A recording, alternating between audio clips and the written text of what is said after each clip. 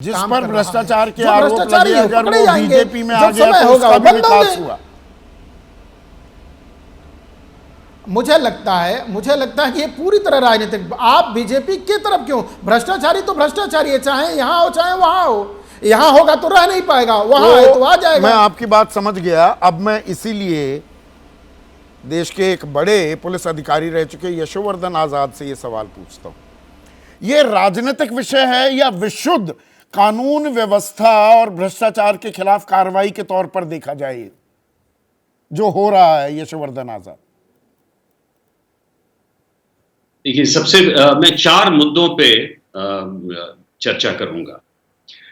सबसे पहले मैं ये कहना चाहता हूं कि भ्रष्टाचार जो मुद्दा है, भारत का मूल जो मंत्र है भ्रष्टाचार उन्मूलन के लिए, वो बहुत ही सीधा साधा है कि जब भी कोई सत्ता में सरकार रहेगी, चाहे कोई भी पार्टी हो, वो विरोधियों के खिलाफ भ्रष्टाचार के केस लगाएगी। अब जब विरोधी पार्टी सत्ता में आएंगी तो ये फिर जो विरोधी हो जाएंगे उनके खिलाफ भ्रष्टाचार के आरोप लगेंगे, और ये सदा से चलता आ रहा है और ये बदलेगा। दूसरी बात, संदीप जी, मान लीजिए, जो मैं कहना चाहता हूं वो ये है कि भ्रष्टाचार हमने आत्मसात कर लिया है भारतवर्ष में। कोई भी ऐसा कॉन्ट्रैक्ट नहीं है जिसमें भ्रष्टाचार नहीं होता है। और आइए, अगर आप एक्साइज पॉलिसी में अगर इतना अच्छा अन्वेषण, इन्वेस्टिगेशन जो हम दिल्ली के केस में कर रहे हैं, अगर हम ऐसा ही सारे प्रदेशों में करें तो शायद कई लोग अंदर बंद हो जाएंगे, बशर्ते कि एजेंसियां स्वतंत्र हो।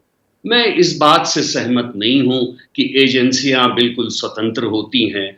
अगर वो स्वतंत्र होती तो इतने अच्छे से अच्छे अफसर उनको हेड में लगाए जाते, जो कि नहीं लगाए जाते हैं।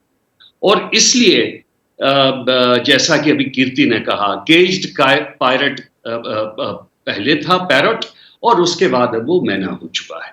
देखिए, एक तरीका है इन्वेस्टिगेशन का जो एजेंसीज करती हैं, और ये किसी भी पुलिस अधिकारी को और लोगों को भी सर्वविदित होगा।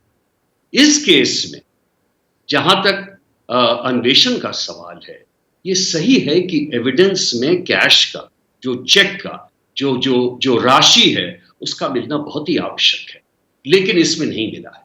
भारतवर्ष में जो भ्रष्टाचार के केसेस हैं उनको प्रूव करना बहुत मुश्किल है, इसलिए क्योंकि सारा पैसा ब्लैक में चलता है। और ब्लैक में जब चलता है, कोई भी व्यक्ति ये नहीं कहेगा, ना तो आपके पास प्रूफ है और ना वो खुद कहेगा कि मैंने पैसे दिए।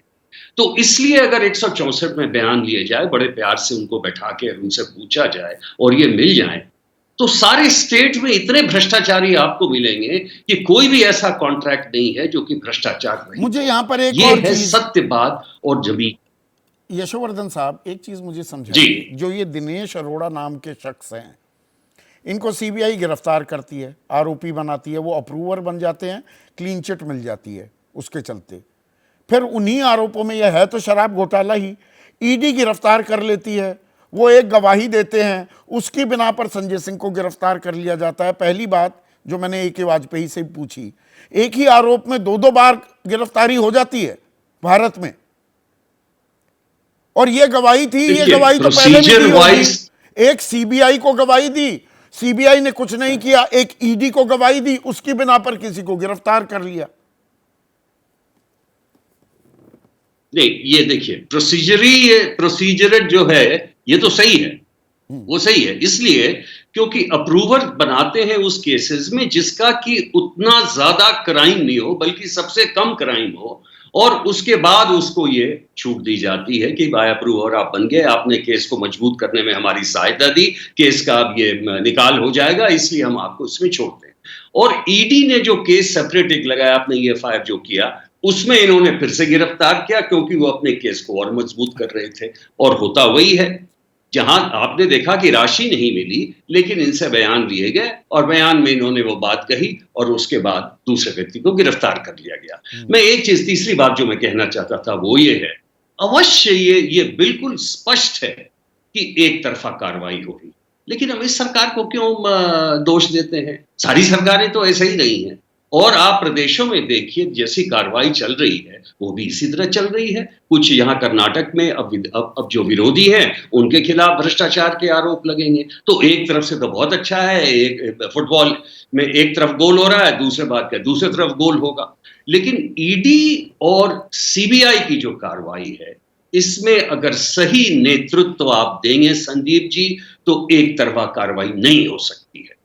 और भ्रष्ट जो नेता हैं वो बीजेपी में भी हैं, ऑपोजिशन में भी हैं, हर जगह हैं, ईमानदार भी हैं दोनों जगह। और इसलिए अगर इस देश में प्रजातांत्रिक प्रणाली में आपको विश्वास है तो देश में जितने ही संस्थाएं हैं इनका नेतृत्व संबल होना चाहिए, बिल्कुल ही अनबायस्ड इंडिपेंडेंट होना चाहिए। जैसे ही घड़ी का काटा दोपहर 2:30 पे आए, बबीता जी का दिल सास बहू साजिश के लिए मचल जाए।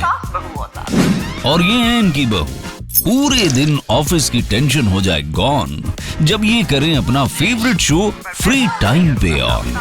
इनकी तरह आप भी देखें अपना फेवरेट शो अपने टाइम पर और डाउनलोड कीजिए एबीपी लाइव ऐप अपने स्मार्ट टीवी पर।